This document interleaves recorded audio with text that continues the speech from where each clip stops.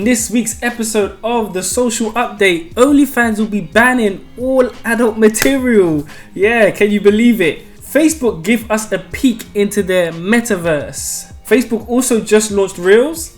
Pinterest get extra inclusive with their hair pattern search. Let's get into the episode. Hi, my name is Brian and welcome to the Social Update, where I give you all the news about everything that's happening in social media every week and the creator economy to help guide your brand online. Let's get into it. Did you hear that OnlyFans is banning all adult and sexual content from October? Now, why would they do such a silly thing? Because the app, or the site, because that's one of them, it's not an app, the site is under pressure from its payment processors and from some investors, right? So let's just backtrack and see where all this is coming from, right? Because these sex workers and people creating sexual content and adult content really created OnlyFans in the first place, right? All that content from last year is what blew up the site, because that is the majority of the type of content that is on there. So it kind of seems like, why would they kind of turn their back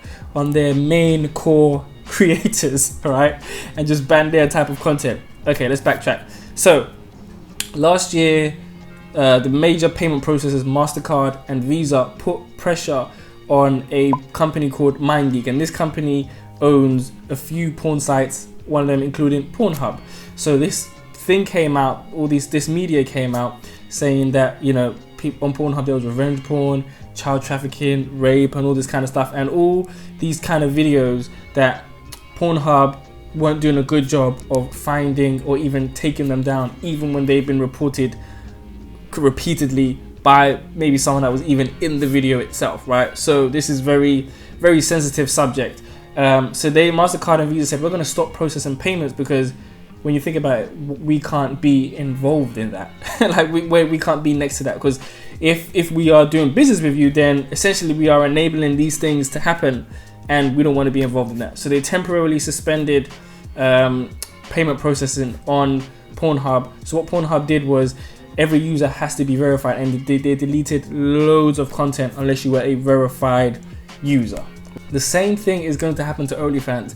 Big payment processors like MasterCard and Visa are threatening to stop processing their payments because of the sexual content that is on their platform. Now, it's not as bad as Pornhub. They haven't been accused of anything like Pornhub, but they could get there. They are worried that, hey, look, how are you monitoring the content on your platform? Do you know what I mean? What's going on behind these paid walls that could be harmful to users or somebody out there, right? We don't know what people are uploading, and therefore, because it's risque for us as a business, we might not want any part in that. So that's just one of the reasons why OnlyFans, if not the major reason, the main reason, right? That is the main reason, but it's just one of them. The other reason is investors. Investors don't want to touch OnlyFans because of the same reason, because of the sexual content. Part of some of these investors, their policies does not allow them to invest in businesses like that have, deal with adult content and adult material, right? That's just part of their policy. Again, it's risque for these investors to invest in such businesses. Problem number 3 is they don't have an app. OnlyFans is a website, because Apple, again, doesn't allow any nudity or adult material or sexual content in their app store. So in order for them to get an app, they will need to get rid of that content or clean up the content, because Apple does not allow that, right? So right now it's only a website.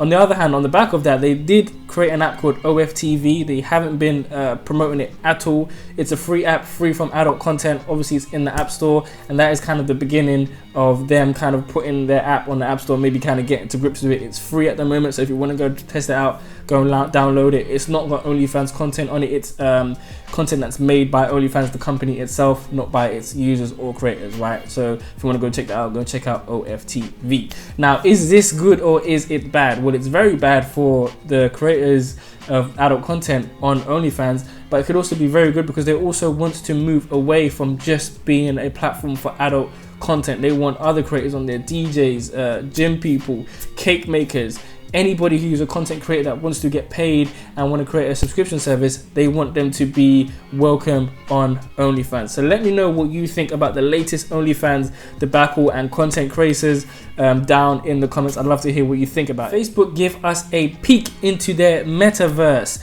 and this one they called Workroom. So what is the metaverse? So Facebook have been telling us about this for a couple of weeks now. They're working on something called the metaverse. And if you've seen the film Ready Player One, if you haven't, go watch the trailer or go watch the film. It's a great film. It's also a book, so go and read the book. I haven't read the book yet, but it's probably a great book as well.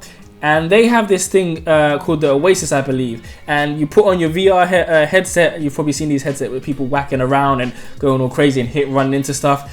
You put on your virtual reality headset and you enter into another world. And you can live in this world. You can have money in this world. You can play games. You can meet people. You can do all kinds of things. And you have an avatar. And you can make the avatar look like whatever the hell...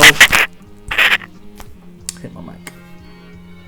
You can have an avatar and you can make the avatar look like whatever the hell you want it to look like. Facebook is trying to bring this into life and they're calling it the metaverse. I think their metaverse will be called Horizon altogether, right? And they're working on that heavily. They've got 10,000 people working on that alone. Yes, 10,000 people working on their metaverse called Horizon. They gave us a peek into something called Workrooms, which is virtual reality meetings. So we've got Zoom and you have your face on there, right? What they want to do is allow you to put your virtual reality goggles on and you'll be transported in a meeting. And it looks like a meeting and you can see your hands here and it will look like a cartoon and you can see other people and all that kind of stuff, right? They said they've been using it for about 6 months. And they're just testing it. They gave us a view of what it is. Mark Zuckerberg had a meeting with a few creators and some other people, and it looks crazy.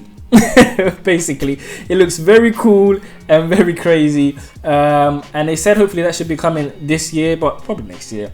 But this is the next iteration of the internet that Mark Zuckerberg is counting on. They bought a company called Oculus a couple years back, and that is the VR headset. It hasn't really gone commercial yet. You can buy one of these headsets, but I mean, when I say commercial, it hasn't been commercialized to the point where everybody is aware of it or everybody using it right now. It's just used for gaming, but he wants to make it like an everyday thing because the work from home phenomena is here, right? It's now life that most people are going to be working from home, and if you should get a headset, you can be in this virtual world and have virtual meetings and virtual rooms. So he's betting on that as the next stage level of internet, where you are inside the internet itself. You're not outside interacting with it via computer. No, you put the headset on and you're inside. So it's a new world, right? Just go and watch Ready Player One and you will know what I'm talking about. So let me know what you think about Mark Zuckerberg's crazy metaverse down in the comments. Facebook also launched Reels on the platform, right? Now, this is kind of good and it's kind of annoying at the same time, but it's expected. They're trying to slow down the growth of TikTok, which this won't do it, of course, because TikTok is more than just something that's just on a platform, but we'll get into that later. But the great thing about it is that if you post your Reels on Instagram, you can also automatically share it to Facebook, give it more reach, get more people to see it, etc, right? So yeah, no surprises here. Probably knew that was coming already, but let me know what you think about Facebook and Reels down in the comments. Pinterest get extra inclusive with hair pattern search. Now this is amazing. I really love the attention to detail Pinterest has for their users. A couple months ago they launched skin tone search, right? And this is all in the name of inclusivity and just getting better search results, right? Pinterest has probably got better image search results than Google. Do not quote me on that. I might take that back. But as for now, let's keep running with that. So they get loads and loads and loads and loads of hair searches a month. 50 million in fact, right? Now imagine you're searching hair and I search, hey, wedding hairstyles, and maybe loads of white women come up. I'm like, oh man, I've got to type wedding hairstyles, locks, black men or whatever, right? Or shoulder length. No, if they give you more criteria to help search and find what you want, it just makes it easier for you, right? So you can type hair and it will give you the options. Hey, this hair type, fantastic. I absolutely love it. Go and try it out. It's out there right now. Go and try if you can find some new hairstyles for your hair type. Really good inclusive tool. Let me know what you think about Pinterest hair search down in the comments. A couple of months ago, Twitter bought a newsletter platform called Revue, and they've been slowly integrating it into the Twitter app and platform over time. They recently just launched a great feature where you can add a subscription box to your profile page. So if someone goes on your profile, you can see your newsletter at the top and click subscribe. I think this is really, really, really great. Twitter is getting into some long form content with newsletters and Twitter Spaces, right? It's not just all 280 characters anymore. I think this is really fantastic idea. Definitely an easier way to grab those subscribers for people that do go to your profile. If you look at your analytics, you can see how many people are going to your profile each week, each day, each month, and whatever, right? Based on each tweet or just your overall analytics. And I think this is a really good way to drive subscribers, to let people know. So you don't have to necessarily keep constantly tweeting, or even just have a pin tweet. So now your pin tweet can be something else, right? And you can have a link in your bio or something else, and you can have that subscription there. I personally use Revue, so if you want to subscribe to our newsletter, link is obviously in the description of this video. We have a social update newsletter as well as my personal newsletter, which is one and the same, which I'll be sending updates every week. So subscribe, link in the comments, in the description. Revue is a really good platform for emails. Is very simple.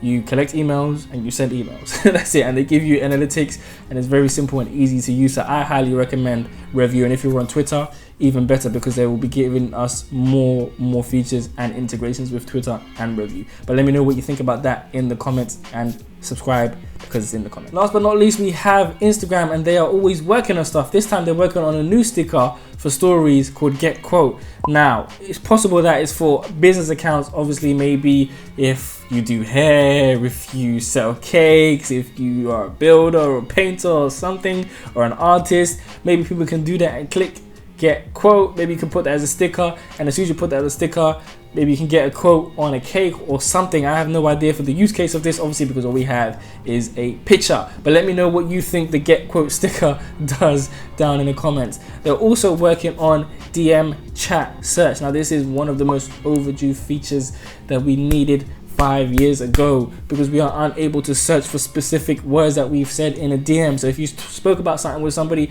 and you forgot because it was ages ago, you can't find it because you're not going to scroll up for 15 days, right? But if you can search that word because you kind of remember what you were speaking about, just like you can do in WhatsApp, then that is going to be an amazing feature and able to find that chat and get the receipts, or just get something you said to someone before. And that is it for this week's The Social Update. You've been officially updated. Please like and subscribe. Leave a comment about anything you heard. Join our Patreon down in the comments, and subscribe to our newsletter. I will see you next week. Thank you for watching.